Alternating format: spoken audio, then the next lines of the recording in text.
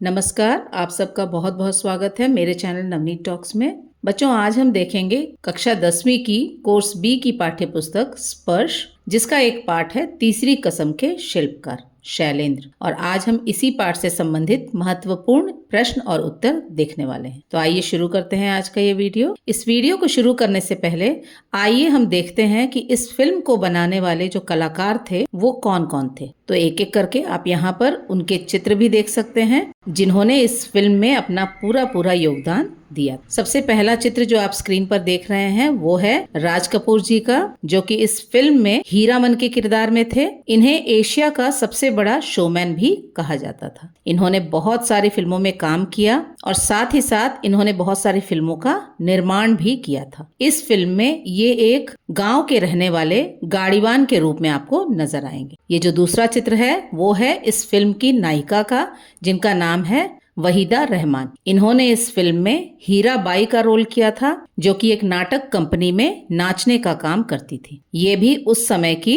एक जानी मानी अभिनेत्री थी और इन्होंने भी बहुत सारी सफल फिल्मों में काम किया है। जो तीसरा चित्र आप देख रहे हैं वो है इस फिल्म के संगीतकारों का। इनका नाम है शंकर और जयकिशन। साथ में इन्हें शंकर जयकिशन कहा जाता था। इन्होंने शैलेंद्र के द्वारा लिखे गए गीतों को संगीत दिया था, जो कि उस वक्त लोगों को बहुत पसंद आया। इस फिल्म के गाने जो है वो घर घर में सुने जाते थे। और अंत में ये जो चित्र है वो है कवि शैलेंद्र जी का, जिन्होंने इस फिल्म का निर्माण किया था। इनके अपने उसूल थे जिन्हें उन्होंने किसी भी हालत में नहीं तोड़ा। उनका यह कहना था कि जो तीसरी कसम फणीश्वर नाथ रेणु जी के द्वारा लिखी गई है और जो एक उपन्यास के रूप में है, उसकी कहानी को वो हूबहू फिल्म के रूप में उतारना चाहते हैं, जो उन्होंने किया। और इस फिल्म के सारे गीत उन्होंने ही लिखे थे। तो आइए शुरू करते हैं इस पाठ के प्रश्नों को देखना। पहला प्रश्न है, फिल्मों के संदर्भ में यह कहा जाता है कि जो बात पहले की फिल्मों में थी वह अब कहाँ है। वर्तमान दौर की फिल्में और पहले की फिल्मों में क्या समानता और अंतर है। अपने विचार व्यक्त कीजिए। तो आइए देखते हैं इस प्रश्न का उत्तर। वर्तमान दौर की फिल्में और पहले की फिल्मों में एक तरफ कुछ समानताएं थी तो वहीं दूसरी ओर कुछ अंतर भी था। पहले की फिल्मों में संवेदना और सादगी को स्थान दिया जाता था। फिल्मों के नायक को सीधा साधा, सरल, चरित्रवान और आदर्शवादी दिखाया जाता था। फिल्मों में लोक तत्व होता था और इनमें जीवन की वास्तविकता को दिखाया जाता था। आज की फिल्मों में व्यावसायिकता का बोलबाला हो गया है। फिल्में चकाचौंध और हिंसा से भरी होती हैं और दूसरी तरफ लोक तत्व के अभाव के कारण फिल्में आज के युवा वर्ग को भ्रमित कर रही हैं। पैसे कमाने के लालच में अपराध और मार धाड़ से भरपूर फिल्में बनाई जा रही हैं ताकि ज्यादा से ज्यादा लाभ कमाया जा सके। आइए देखते हैं दूसरा प्रश्न। दूसरा प्रश्न है, शैलेंद्र सफल फिल्म निर्माता नहीं थे, फिर भी उन्होंने तीसरी कसम क्यों बनाई, जबकि राज कपूर ने उन्हें आगाह भी किया था। इसका उत्तर है, इस प्रश्न का उत्तर है, राज कपूर जानते थे कि शैलेंद्र फिल्म निर्माण के क्षेत्र में बिल्कुल नए हैं और तीसरी कसम फिल्म शैलेंद्र की पहली फिल्म है। इसलिए उन्होंने एक सच्चे मित्र होने के नाते शैलेंद्र को फिल्म की असफलता के खतरों से पहले ही आगाह करवाया।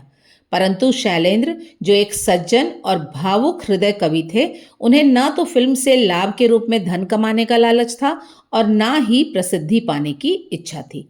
वे केवल अपनी आत्मा की संतुष्टि के लिए ये फिल्म बनाना चाहते थे।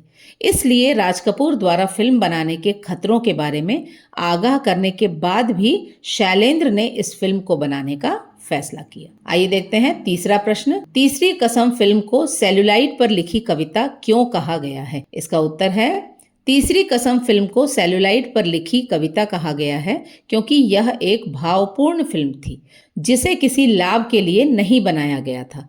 कैमरे की रील में उतारकर चलचित्र के रूप में जब इसे पर्दे पर दिखाया गया तो यह कोई कहानी नहीं बल्कि फिल्मी रील पर लिखी कोई कविता लग रही थी। किसी कविता की तरह इसमें प्रेम, भावुकता, संवेदना और मार्मिकता जैसे भाव स्पष्ट दिखाई दे रहे थे। इसलिए फिल्म तीसरी कसम को फिल्म नहीं बल्कि कवि शैलेंद्र द्वारा कैमरे की रील सेल्यूलाइड पर लिखी गई एक कविता कहा गया है। चौथा और अंतिम प्रश्न है, फिल्म निर्माता के रूप में शैलेंद्र की विशेषताओं पर प्रकाश डालिए। इसका उत्तर है, फिल्म निर्माता के रूप में शैलेंद्र ने अपनी फिल्म तीसरी कसम के माध्यम से सफलतापूर्वक अपनी संस्कृति, आदर्शवादिता, एवं मानवीय भावनाओं को बहुत ही अच्छे तरीके से पर्दे पर उतारा है। इस फिल्म को सर्वश्रेष्ठ फिल्म भी घोषित किया गया और बड़े बड़े पुरस्कारों द्वारा सम्मानित किया गया। वे बॉलीवुड में रहते हुए भी वहां की चकाचौंध से दूर रहे। उन्होंने राज कपूर को हीरामन के रूप में अत्यंत प्रभावशाली ढंग से दर्शकों के सामने प्रस्तुत किया। जीवन के दुखों को बहुत ही सामान्य रूप से इस फिल्म में दिखाया। उन्होंने अपनी फिल्म में सस्तेपन को हावी नहीं होने दिया और एक महान साहित्य को सुनहरे पर्दे पर फिल्म के रूप में उतार कर चले गए। तो इस तरह से इस पाठ से संबंधित ये जो 4 प्रश्न हैं, ये किसी न किसी वर्ष सीबीएसई की बोर्ड परीक्षा में पूछे गए हैं। इन सारे उत्तरों को यदि आप देखें तो इनसे आप कई और प्रश्नों के जवाब भी लिख सकते हैं। हो सकता है प्रश्नों के पूछने का ढंग थोड़ा अलग हो, लेकिन प्रश्न कैसे भी पूछे जाएं, ये सारे उत्तर अगर आपको याद रहेंगे तो आप किसी भी तरह के प्रश्न का उत्तर परीक्षा में लिख पाएंगे। तो मिलते हैं अगले वीडियो में, तब तक के लिए धन्यवाद।